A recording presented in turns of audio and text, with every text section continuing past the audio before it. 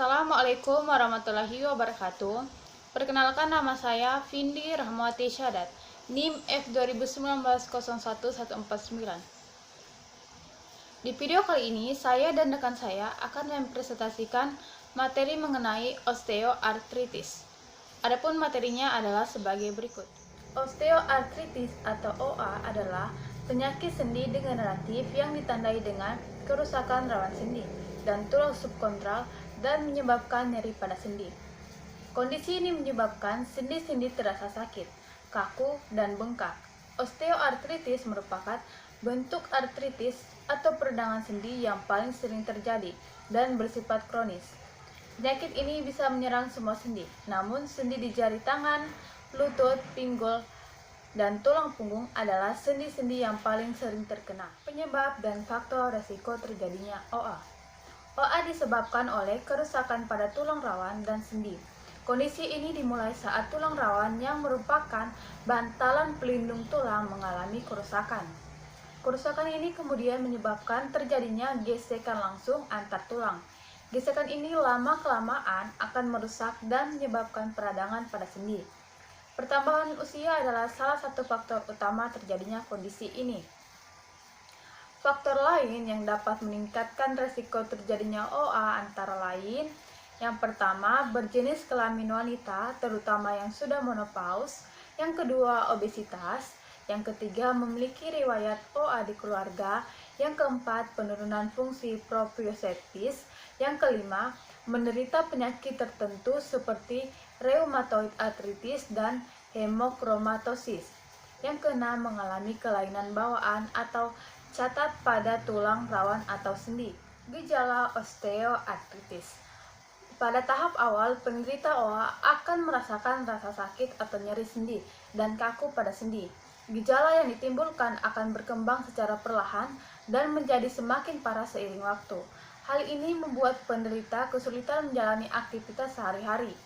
Selain rasa sakit dan kaku, beberapa gejala lain yang bisa terjadi adalah: yang pertama, pembengkakan pada sendi; yang kedua, munculnya suara gesekan pada sendi ketika digerakkan; yang ketiga, melemahnya otot dan berkurangnya massa otot; yang keempat, munculnya benjolan pada sendi yang ada di jari tangan; dan yang kelima, terbentuknya tulang spurs yang terasa seperti benjolan keras yang terbentuk di sekitaran sendi yang terkena.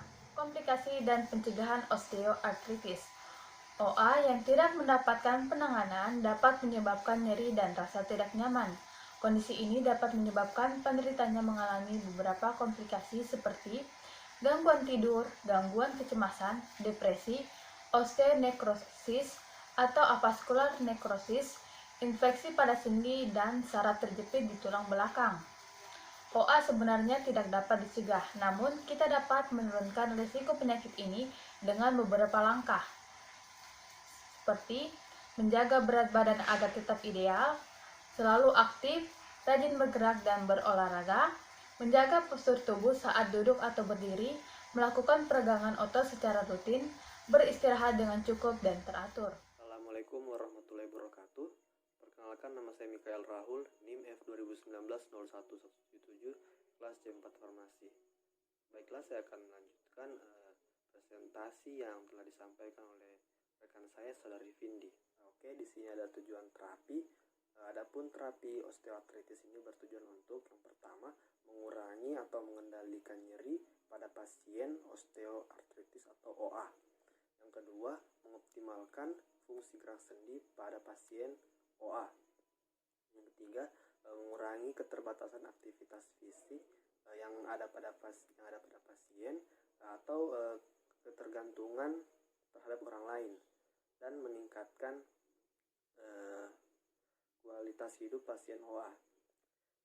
Yang keempat, menghambat progresivitas atau kemajuan penyakit OA pada pasien. Dan yang terakhir, mencegah terjadinya komplikasi atau munculnya penyakit baru pada pasien OA.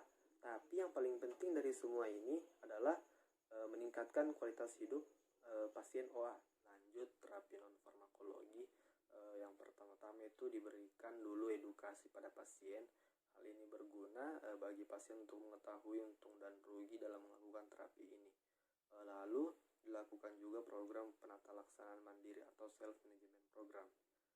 Apabila berat badan pasien OA ini berlebih atau BMI-nya di atas dari 25, maka akan dilakukan program penurunan berat badan, minimal penurunannya itu 5% dari berat badan, dengan target BMI-nya itu 18,5 sampai 25.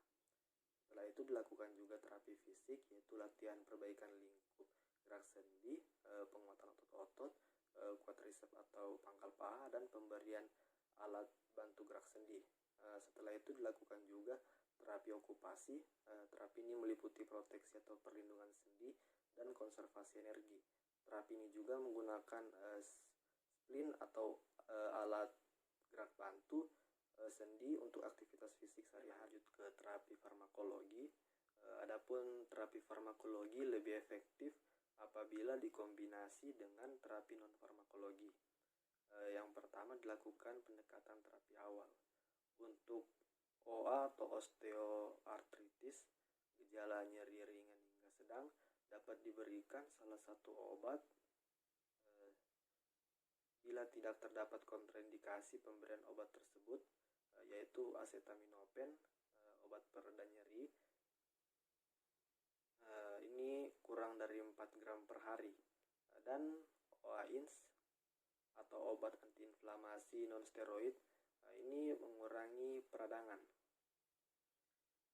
Untuk OA dengan gejala nyeri ringan hingga sedang yang memiliki resiko pada sistem pencernaan atau usia di atas 60 tahun, disertai dengan penyakit komorbid dengan polifarmaka, riwayat ulkus peptikun atau tukak lambung, riwayat pendarahan saluran cerna, mengkonsumsi obat kortikosteroid dan atau antikoagulan, dapat diberikan salah satu obat berikut ini. Lanjut, adapun obatnya yaitu acetaminophen atau obat pereda nyeri kurang dari 4 gram per hari. Ada juga obat antiinflamasi non-steroid topikal, ada juga obat antiinflamasi non-steroid non-selektif, itu dengan pemberian obat pelindung gaster atau lambung. Sedangkan untuk nyeri sedang hingga berat dan disertai pembengkakan sendi, aspirasi dan tindakan injeksi glukokortikoid intraartikular, misalnya triamcinolone hexatonid 40 mg. Untuk penanganan nyeri jangka pendek 1-3 minggu dapat diberikan sistem pemberian OAINS atau obat antiinflamasi non-steroid beroral. Itu saja yang dapat saya presentasikan dalam video kali ini bersama rekan saya. Apabila ada salah-salah kata mohon dimaafkan. Sekian dan wassalamualaikum warahmatullahi wabarakatuh.